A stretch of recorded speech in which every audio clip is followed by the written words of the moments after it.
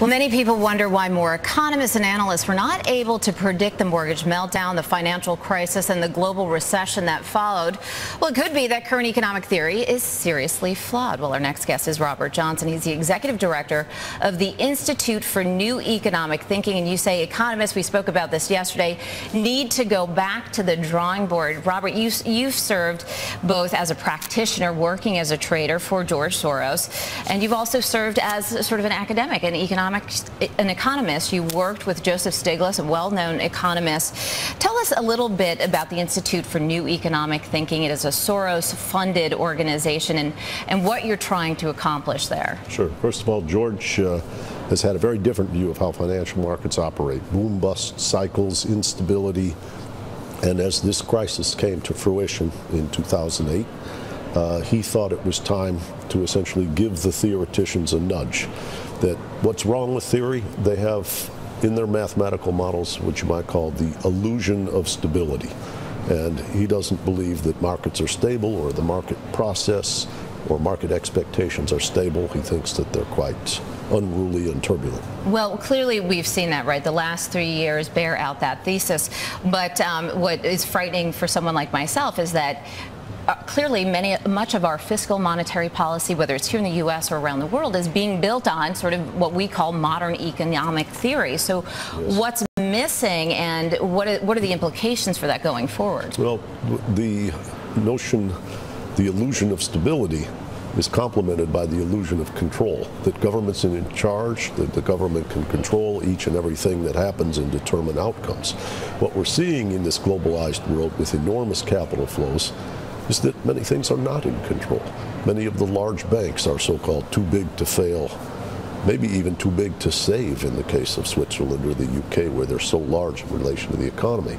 But in this global world, what does a state do? What can the government do? And these are the questions that you ask at the Institute. Right. And had we not, I mean, trying to look on the bright side of things, the global recession, what happened with the mortgage meltdown was sort of a catalyst that allowed for this type of thinking to be shared amongst academics. What are you finding out of some of the conferences that you hold and some of the questions you put out there to academics? Well, the first is what they talk about, the difference between risk and uncertainty. Risk is like you have a deck of cards, you know there are 52 cards, you say, you know, there are 4 aces, there's 4 tens. Uncertainty means you don't know what the structure of the world looks like. Things are in flux, things are changing. People behave differently in the face of uncertainty, and we think, in many respects, since the Lehman collapse, we've been in a period of increasing uncertainty. A lot of the best thinking on that was done in the 20s and 30s, the last time we went through a very, very turbulent period in the economy. So many people are looking back to what thinkers thought at, how we say, expressed at that time. What do current policymakers say about what's coming out of your institute? Current policymakers are asking us to ask questions.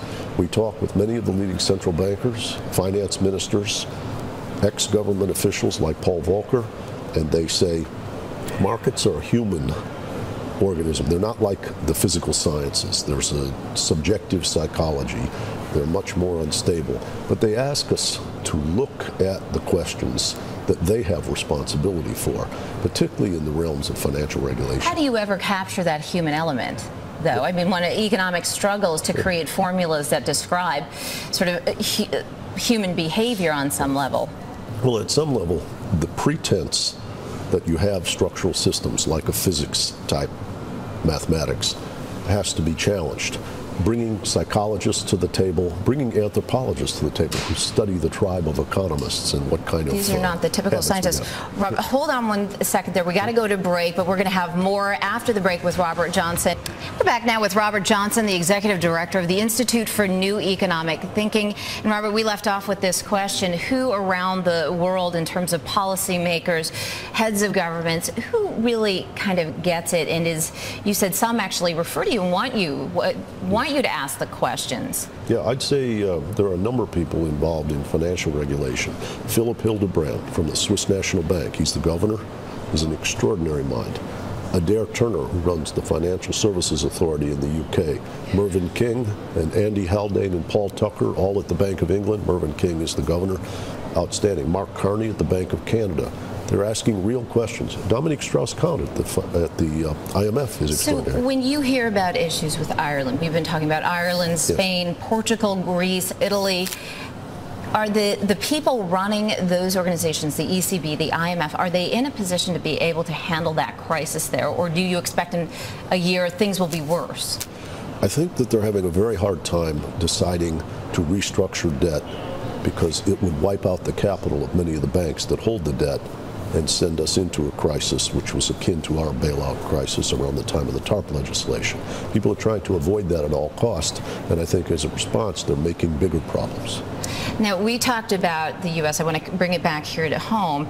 We talked yesterday about Bernanke. We talked about Geithner. And one of the things you said to me, which really I want to put this in contrast to what's happening overseas, is that our Federal Reserve, our central bank, is sort of governed by politics and money right now. Whether or not that's true specifically for Ben Bernanke, it is sort of true functionally in practical terms. Well, it's true of the Congress and it's true of the administration, which is going up for re-election in 2 years. The amount of money that you need to raise to get re-elected to a Senate position or to the President of the United States is enormous. So the entire American system is embedded in this money politics incentive. Someone like Ben Bernanke, who's being, oversight is done by Congress, he's appointed by the President, has to be mindful of this environment. Timothy Geithner is appointed by the administration. He has to be as well. Do you talk about the Federal Reserve and the notion that it could be abolished? I mean, we were talking earlier today, I was on Tom King's show talking about Ron Paul at one point calling for the abolishment of the Federal Reserve.